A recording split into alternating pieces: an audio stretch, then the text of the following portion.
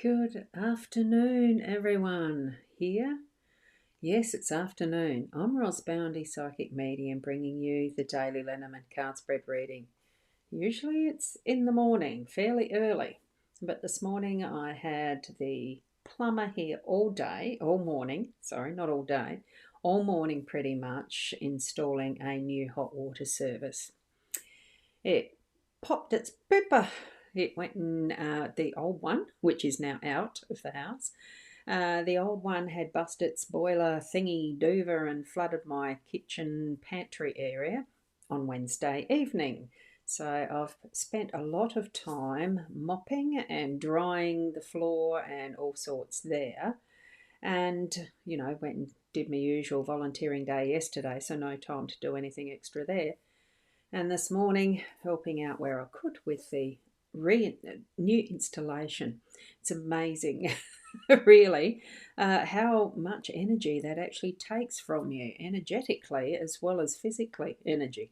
So I'm feeling a little tired at the moment, but I do want to do the card spread before I go and have a nap.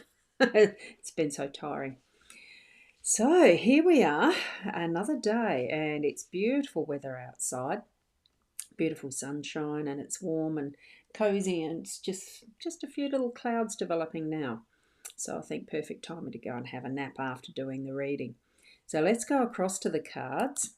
And here they are, a lovely spread again, as per usual, because we do from these cards. I really love Ciro Marchetti's Gilded Breviary Lenormand, and especially the fact it's got those extras when the expanded edition shows up, parts of which we don't have today. What we've got for today's reading is card 14, the Fox, 9 of clubs. So card 14, Fox, is our theme for the day today.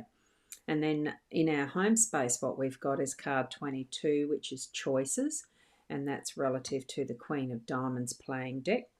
And card 20, that's in the home space too, by the way. Then we go back to card 20, the Park, and that's in our workspace, with 8 of spades being the relative card to the playing deck. Beautiful card. I love how the artwork looks with anything that Ciro Marchetti does. It's gorgeous.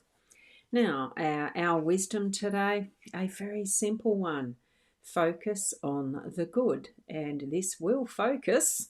There we go. Isn't it beautiful? Absolutely gorgeous. I love the owls, as you know. Now we'll zoom into the 3 cards we're looking at specifically. Whoops, finger went and shifted over my mighty mouse. As you can see, mighty mouse is working again. I don't know what happened to it before. I lost the scrolling function. Don't know why.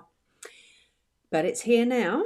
So what we've got with Fox, you look at the detail in how this one is looking backwards. We can sense and see that the fox has been unsuccessful in getting into the chicken coop. So what he or she is going to have to do is basically go away and refigure what it is going to do the next round of hunger pangs, I'm sure.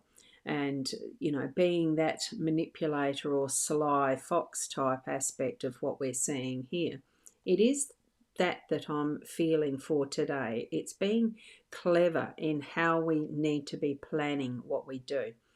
And it's not just to manipulate other people or trick into getting what we want or anything. It's sourcing what is the best pathway for our own needs. That's what I'm getting. We need to be figuring things out in a broader, wider fashion so that we are being part of that bigger picture that's the good for everyone.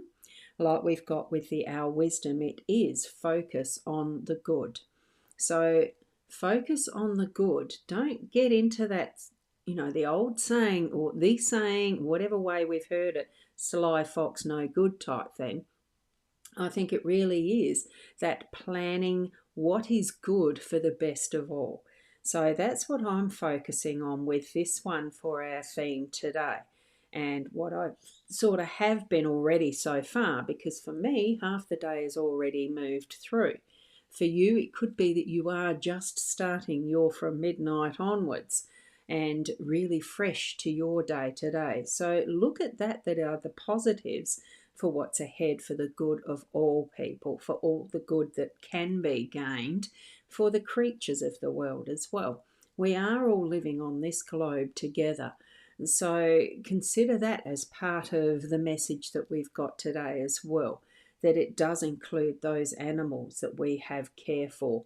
And that's the broader range of what we are doing personally that affects the broader ecosystems as well, including what flows and pollutes our oceans. That the detergents and things that we use in our washing have the potential to be flowing through to that level of influence. I'll put it that way. Whether you see it as good or bad, you don't care because you don't see it, but it still has its effect on our environment in whatever way that we live with our footprint on this Mother Earth. We need to be considerate of the whole realm of our environment. Okay? And that's what I'm feeling from this as well, because what we make as our choices in our home space, and this is where I'm moving to now, is the home space and the choices we make. Good afternoon, Elizabeth. Lovely to see you here. That beautiful butterfly in your avatar. Gorgeous. And, sometimes our choices, we may not be obviously aware of the influence we have. Consider that every choice you make is going to have some sort of a very appropriate butterfly effect, with Elizabeth coming on with her beautiful avatar. That butterfly effect is like that drop in the ocean that starts one ripple effect and can affect the whole oceans. Okay? Here we are. Once we've made the decision, we are committed to it. So it's a day or light, a yes or no, one step forward into one direction, and there you are. You're committed to that choice. It is, what we are making as our choices can be, even if they're small, they can be as dramatic, as important as any other big major choice we might make in our life, in our home space. For this, that is the message today. We start those choices and decisions in our home space first. Okay, as soon as you wake up, as soon as for when you go to bed, and how those effects continue onward, and they can cycle. So be extremely mindful of the actions that you take and those choices that you make. Okay, so as we move across to our workspace, which is where the parks is, it's that is coming out and into the public, not coming out in the modern sense of, sexuality and that sort of stuff. This is just coming out and showing ourselves publicly in the broader sense of going for a walk and being seen in the parks. We're taking our time to walk along the esplanade of life. In this respect, it's as far as our work goes. We are being seen in how we do our work. We are showing our skills and our pride in our own work, and in whatever way that you want to show yourself out and into the world. So start from that framework of who you are at your essence. What are you putting forward in the waters that you are showing and shooting off to the sky as a fountain would in its glory? What sort of a entrance are you making with the stairway that is the path to your inner self, and that showing who you are in authenticity? And then what is beyond? What do you want people to discover about you in that more intimate setting of self, as you want to reveal who you are to your work colleagues or to the world in general, and really bring forward those skills and tasks that you want to share and optimize so that they are for the best public use, because this is a public space. Okay, it's almost like being able to get on your little soapbox and preach your stuff. If you have something that really is a pet subject, a favourite passion that you have, to have things being moved forward, whether it's in your workspace directly or just in that public influence that can guide people to your business or your employer's business, or in whatever way that you are making things public and marketing. And I wouldn't say selling yourself, because that to me has a ugh feel. I think it's just showing who you are and who you're wanting to attract to be part of your work process. Whether you are a behind the scenes type of a person working for someone else, or you're an in front person working for someone else, or running your own business.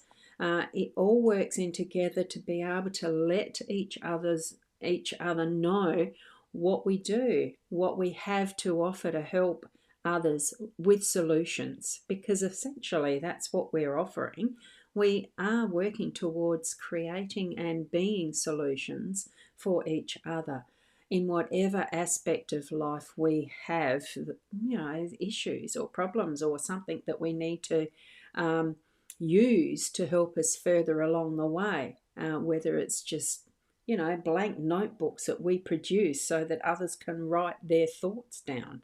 And that's the first that comes to mind, because I'm in the process of, writing, authoring, all that sort of stuff, and helping others to do the same.